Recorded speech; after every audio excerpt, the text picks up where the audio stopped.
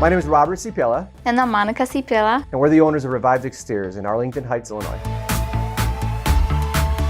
So we're in Woodridge, the suburbs of Chicago. Huge, massive tornado, EF3 came through here and destroyed some homes, actually leveled some homes, along with devastating losses to lots of exterior structures. Luckily, nobody passed away from it. Granted, some people did have some minor injuries, but luckily everyone made it out alive, which is very rare in a situation like this. And if you saw the damages that we saw, the trees that were down, the devastation in this neighborhood, it was unreal. Trees everywhere, trucks everywhere, you could barely get a car through here. Right now, you can see most of the mess has been cleaned up, and yeah, we're starting to do the repairs now that were necessary to bring it back to pre-loss condition. So we've been in business 10 years. Both of us come from a banking background as bankers. About 10 years ago, we noticed a demand for communication in the construction industry, and a lot of contractors who, unfortunately, at the front lines would change their business name every 2 years, and I found it pretty sick to see companies changing their name so they wouldn't have to honor their warranty and then laugh about it. I'm a second-generation contractor, and we bought, flipped houses and apartments for a living before doing this. We always had passion for construction. So one of the key things that differentiates us between all the other roofing companies is the standard for installing shingles is 4 nails. If you look at our installs, we use 6 nails minimum per shingle. This is just to make sure that we secure that shingle so aggressively that it's never going to come off that roof. We don't want to come back for leak calls. We want to come back to do your other projects like your siding or your windows. So both of us, when we got married, right away we knew we want to own our own business. It was just a matter of finding the right industry, right? That would spark our interest, and we started with roofing. Our roof was damaged on our house, and we had a company that did our roof. And I guess just looking at the whole project of how it went, we're like, that's something we could do. That's something that could be interesting, and we can do it better. And that's how we started 10 years ago. Yeah. One of the components I forgot to mention when I'm installing the ice and water shield is to install it in all the valleys. So anytime you have 2 roofs adjoining next to each other, you want to install the ice and water shield in those valleys as well to prevent any water from getting in there, since that is a high susceptibility to leaks. And while we're here, take a look at behind me. That's the Drunk Roofer Special. That's what you get for cheaper. Look at all those waves. Wave at that roof. Anyway, going on.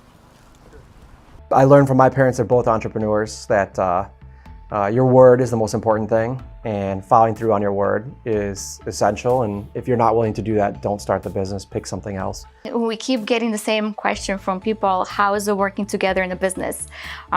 People keep saying, I would not be able to work with my wife or with my spouse. And honestly, it's been amazing. It's been really good. It's been a great journey. I think it brought us closer together. In our relationship, we fill the little gaps that are there. Rob is the one in the field. With a lot of gaps. So he's the one in the field dealing with the customers more face to face. I'm more in the office, but I'm the numbers girl. I love digging into data, finding the little issues that are there, getting them resolved, and he's more hands-on person. When he meets with a customer, he can put out any fire, which is great. So I keep learning from him a lot, and I love it. I think we both equally learn from each other. 2016 Mercedes Metris. I love this car. It's actually perfect for my type of business. If you own a roofing company or any type of mechanical or construction company, I would highly recommend purchasing this for multiple different reasons. It's got turbo on it, and it's a 4-cylinder, so it's got pretty good pickup. So if you're on the highway and you need to get into traffic or past somebody, it's really easy to do. And then the other thing that's my favorite is the turning radius on this thing is unbelievable. I can't even do this with my truck or my car. Before I open up the back, I do want to point out I have a 40-foot ladder on this van. On the newer version, we actually added a roof rack that actually swings out on both sides. I would recommend it, especially if you have a longer rack. Plus, it's easier to take it down, but it does fit a 40-footer on it pretty comfortably. And then look at all the space. You could fit the plywood sideways there, even with the shelving unit here.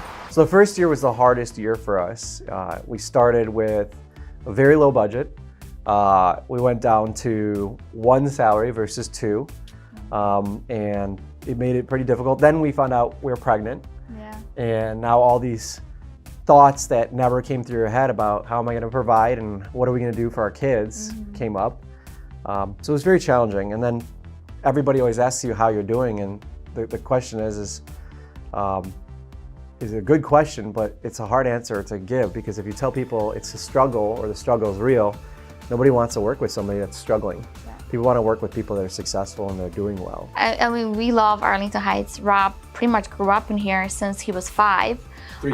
Since he was 3. Both of our parents live in Arlington Heights. They're both about 5 minutes away. So we obviously, this is where we're planning to stay. Arlington Heights has so much to offer for, for kids, for adults, for older people. You can see behind me, there's no chimney. From the top of the ridge all the way to the top of the next ridge, there used to be a chimney there, and it was actually keeled over and laying on top of the existing structure. So you could see where it's got like dents in there and all this other stuff.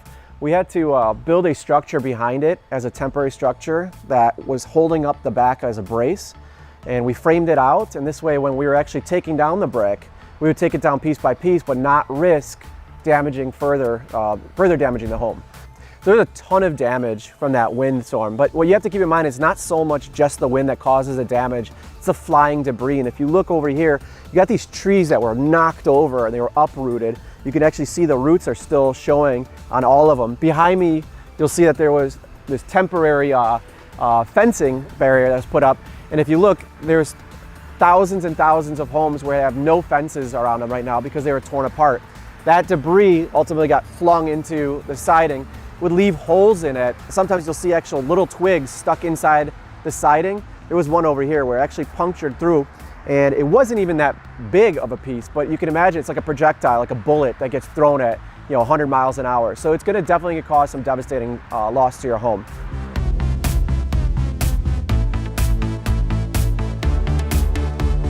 The Chicagoland market is a unique market because there's a lot of competition, a lot of newcomers, granted, coming back into this industry like we did back in the day, but their model's a little bit different.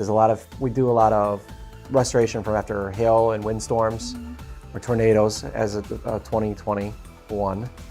But seeing that there's no hailstorms this year, we're also noticing that it's kind of getting more difficult for a lot of companies to stay in business.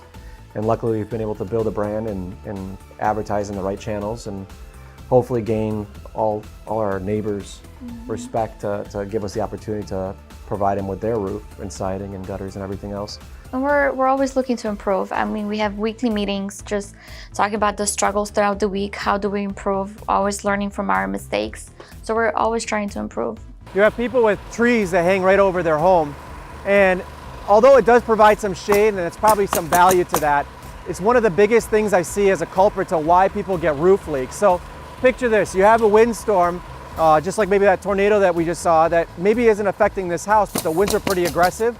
You're actually gonna see these branches a lot of times fall and hit the roof, and they can cause some sizable damage. Even those smaller branches are super heavy and very, very thick. And if your roof is really old and frail, you're just gonna have a huge expense for it. And finally, think about the rodents. So raccoons love roofs. I used to have 7 trees over my house. I can speak from experience. I got rid of it for one of these reasons. The best advice before hiring a roofing contractor is look up not just how long they've been in business. A lot of newcomers escape that reality of how long they've actually been in business by being a salesperson in this industry, and they have to be subcontractors. So it appears like they've actually been in business longer than they really have. The other thing that is really important is paying attention to the brand. Do they show up with a car with magnets on it, or do they show up with a fully wrapped vehicle? If someone's willing to invest in their vehicles and their signs, in their brand, that means that they intend on staying for the long haul. So you're not going to have the contractor's going to be around for 1 to 2 years and keep switching it so he doesn't have to honor his warranties. You're going to have somebody that's going to be there for the long haul. A couple other things is look up the Better Business Bureau, their rating, look at the reviews. Look them up on Google and pay attention to the dates on the reviews. I mean, if everything is just last year and they've been in business for 10, right? Kind of scary if you think you about want to it. pay attention to when the first reviews were posted. When you look for your roofer, pretend you're getting surgery and that you're going to have a heart transplant. You're going to want to find the best damn heart transplant guy out there, and you're not going to just skimp on the reviews. You should read all of them, because sometimes even the bad ones will tell you a lot about the company's character. Working with a spouse is great as long as you respect the boundaries. You know, always appreciate the other person. It doesn't matter if you liked, if you didn't like what they did. You know, always give them credit. Always support each other. It's hard to separate work-life balance, especially when you're a couple, but it makes it a little bit easier also understanding each other's struggles for the week. Yeah. And then not having to always ripe on them at home, or not having somebody to talk about it, because you could talk about it anytime. And at least you're not trying to explain why something sucks or is great or is a challenge or is a win.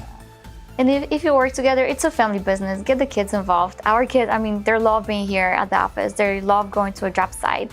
Our 7-year-old, I mean, since he was 5, he was always saying he's going to work for Revived Exteriors. So he's our little guy in training. So get the whole family excited about the business. They build Lego houses that are 3 stories high or 2 stories high. They can touch our skylights. Yeah. So they design everything on a piece of paper before they get started.